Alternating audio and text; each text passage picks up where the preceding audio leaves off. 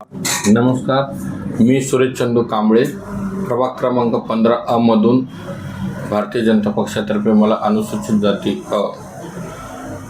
या आपला प्रभागातून मला उमेदवारी देण्यात आलेली आहे. मग मी माझ्या पक्षाचे आदरणीय आमदार संजय केतकरजी साहेब, गावकरे साहेब व संदीप दिलेले साहेब यांचा खूप खूप आभारी आहे.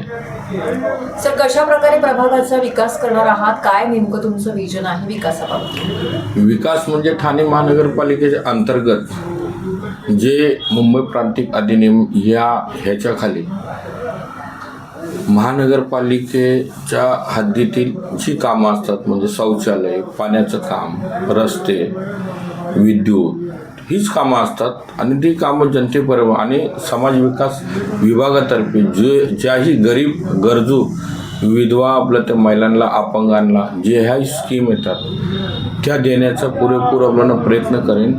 आणि माझ्या प्रभागात तरी अनधिकृत बांधकामाचं कोणतेही बांधकाम होऊ देणार नाही. एकीकडे गरीब वस्ती आहे, दुसरीकडे सुशिक्षित असा नाही, हा आपला स्लम एरिया आहे.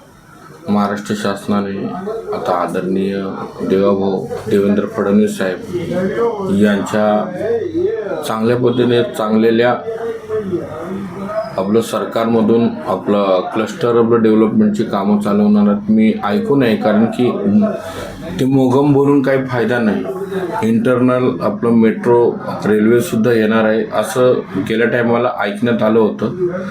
ते जर होत असेल तर अत्यंत चांगले गोरगरिबांना आपलं क्लस्टर SRAच्या माध्यमातून आपलं घरं मिळावी.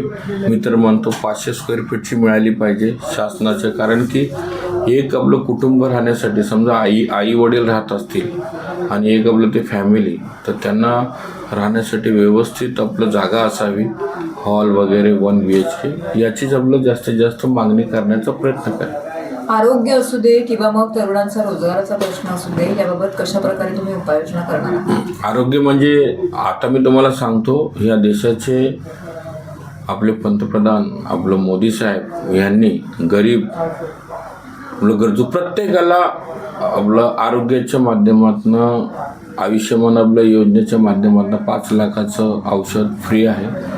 परंतु दुर्दैव की माणसं शाळा शिकली नाही या देशाची 60% तरी जनता, आणि ती स्कीम आपलं वाचत नाही आणि त्यांच्यापर्यंत पोचत नाही.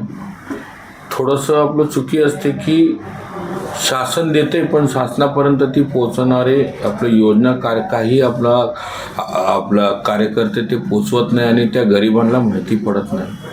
शिक्षित होणं माझा तर पहिला मुद्दा हे आहे की ठाणे महानगरपालिकेच्या माध्यमातून जागृती झाली पाहिजे की आपलं सर्वप्रथम गरिबांनी शाळा शिकावी. कारण की जो शिकेल तो टिकेल. तो एक आपला प्रयत्न महासभेमध्ये उचलेन की प्रत्येक गरिबाला शाळा शिकण्यासाठी सक्ती आणावी. ती आहेच, पण ती सक्ती अंमलात आणत नाही, त्या आणण्याचा मी आपला तो प्रयत्न करेन. मतदार राजाला काय आवाहन करा? मतदार राजाला एवढंच आवाहन करेन, जो तुमच्यासाठी बोलेल, तुमचा आवाज महापालिकेपर्यंत पोचवेल, शासनापर्यंत पोचवेल, तुमच्या प्रभागातील कोणत्याही कामं ही झटपट झाले. कारण की अभ्यासच नाही, महापालिकेचा अजेंडा हातात आला जे आपलं सर्वसाधारण महासभेचा, तो वाचल्याशिवाय काय आपण आपलं योजना आणू शकतो, काय आपली बाजू मांडू शकतो, तो जर मांडणारा ते आपलं तुमचा प्रतिनिधी गेला तर तुमच्या प्रभागातील कामं चांगलीच होणार. आता माझा प्रभाग हा स्लम आहे. पाण्याची टाकी फक्त एकच आहे इंदिरानगरला. त्याच्यामुळे 24 तासामध्ये पाणी केव्हा येईल, आपलं कधी येईल. कारण की माणसं जॉबला जातात, सकाळी त्यांना पाणी भेटलं पाहिजे. त्यांची मिसेस उठते, ती चपात्या बनवून जाते, पण ते पाण्याच्या अभावापाळी कधी रात्री येतं, कधी 2ला येतं. ती अडचण आपलं सोडवण्याचा पुरेपूर प्रयत्न करेल. कारण की तो का करेल, रुपादेवीमध्ये आता एक पाण्याची टाकी स्टॅम्प उभारण्यात आलेलं आहे. त्याच्या माध्यमातून तिथे ते आपलं सोडवण्याचा मी पूर्ण प्रयत्न करेन. मेन तर पाणी हा प्रश्न आहे झोपडपट्टीमध्ये, स्लममध्ये.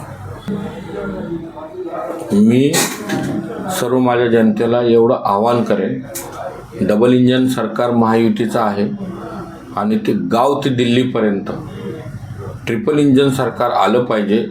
सर्व महायुतीच्या एकनिष्ठ कार्यकर्त्यांनी रात्रंदिवस मेहनत तर तुम्ही करतच असाल आहातच, पण 15 तारखेला 3 कमळ एक धनुष्यबाण ह्या चिन्हावरती सकाळी 7ला न चुकता उठून, कारण की मतदान हा तुमचं अधिकार आहे, तो तुम्ही देशाचे नागरिक आहात या नात्याने एक दिवस उपवास समजायचा 6 वाजेपर्यंत आणि आपलं अमूल्य मतदान हे जाऊन त्या मतपेटीमध्ये द्यावं एवढंच मी आवाहन करतो. जय हिंद, जय महाराष्ट्र, जय भीम.